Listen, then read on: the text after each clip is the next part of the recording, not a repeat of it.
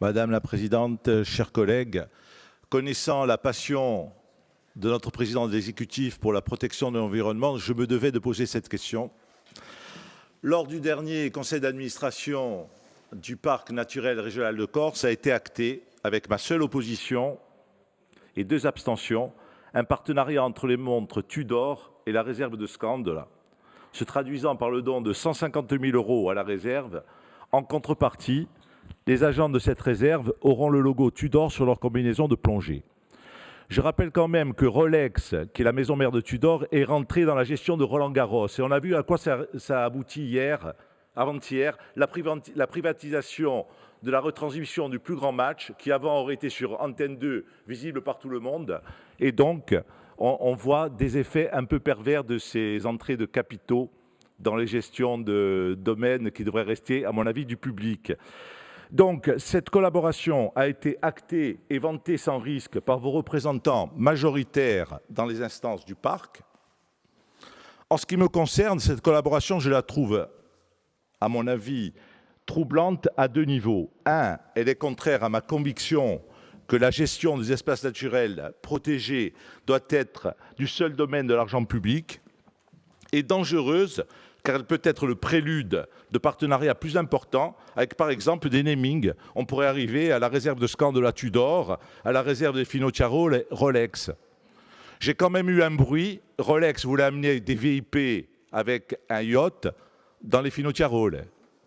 Là, Monsieur le Président de l'Office de l'Environnement le confirmera peut-être ou non. On verra. Alors, ma question est simple, Monsieur le Président. Êtes-vous pour ou contre la participation d'entreprises privées au financement de la gestion d'espaces naturels protégés en Corse? Je pense que ça peut être un choix aussi respectable que le mien, qui dit qu'il ne faut que du public. Il y a d'autres régions qui le font, donc j'attends votre réponse là-dessus. Merci. Merci, Monsieur le conseiller. Réponse de l'exécutif. Merci, Madame la Présidente. Monsieur le conseiller, tout état de cause, l'opération Tudor vous a plutôt réveillé. C'est de bonne guerre. Je vais quand même vous donner quelques explications sur le sujet parce qu'elles me semblent importantes. La question du partenariat entre la réserve naturelle de Scandola et la marque Tudor a été présentée pour avis au comité consultatif de la réserve en réunion le 8 novembre 2021. En ma qualité de président délégué, j'avais ainsi pu me positionner sans détour contre cette action et avait sollicité avec force son retrait de l'ordre du jour. Pour votre parfaite information, je vous donne lecture de ma déclaration telle que consignée dans le procès-verbal de réunion. Monsieur Guy Armanet ne souhaite en aucun cas que cette action soit, premièrement, un spot publicitaire. Deuxièmement, il est totalement contre cette action. Et troisièmement, il trouve que cela représente une publicité déguisée. Ça, c'était mon avis lors du 8 novembre 2021.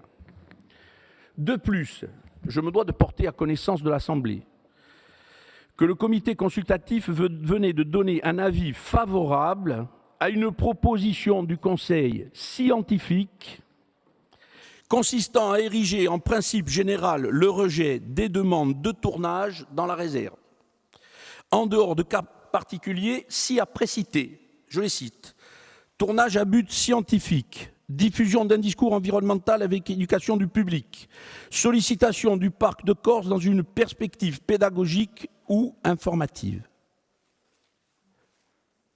On est clair. J'ai, en tant que président de l'Office de l'environnement de la Corse, défendu cette position et, au-delà de la défendre, le positionnement politique, je rappelle que le Code de l'environnement, en son article L. 332-14, interdit formellement la publicité sur les réserves naturelles. Or, le partenariat avec la marque Tudor, selon le rapport présenté lors du comité syndical du parc, consiste en l'acquisition de matériel à destination du PNRC en échange de l'affichage du logo de la société sur le matériel fourni. Donc personnellement, je considère que si vous avez votre tenue, les palmes, le masque et le tuba floqué Tudor, s'il y a un reportage qui est fait, il va être difficile de ne pas le voir. Je considère donc que ce partenariat est donc de nature à générer un problème juridique substantiel, mais réel, l'action pouvant être considérée comme une visée à publicité commerciale. Donc, je comprends la volonté du PNRC de diversifier ses ressources, c'est louable, mais par ailleurs, je pense que le chemin que nous devons emprunter ensemble doit être plus raisonnable et plus sécurisé juridiquement. J'aurai donc l'occasion de m'entretenir à ces différents points avec le président que j'ai personnellement appelé pour lui dire que mon positionnement était toujours le même et que si on doit discuter de ce qui va advenir dans la réserve de scandale, nous allons le faire ensemble.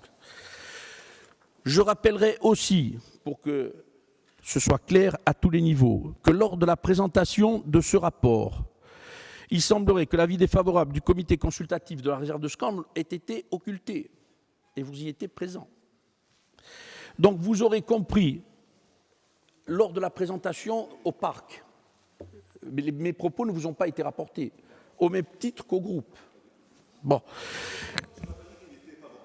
Le conseil scientifique a dit qu'il pouvait être favorable, c'est ce qu'ils ont dit, mais ce n'est pas le comité. Donc les éléments ci-dessus exprimés ayant été communiqués ultérieurement, et notamment à la majorité territoriale, siégeant au sein du comité, je vous confirme que notre position, que je viens de vous présenter au nom de l'exécutif, est partagée par l'intégralité de mon groupe. Voilà, Président. Je vous remercie et je suis content de votre réponse.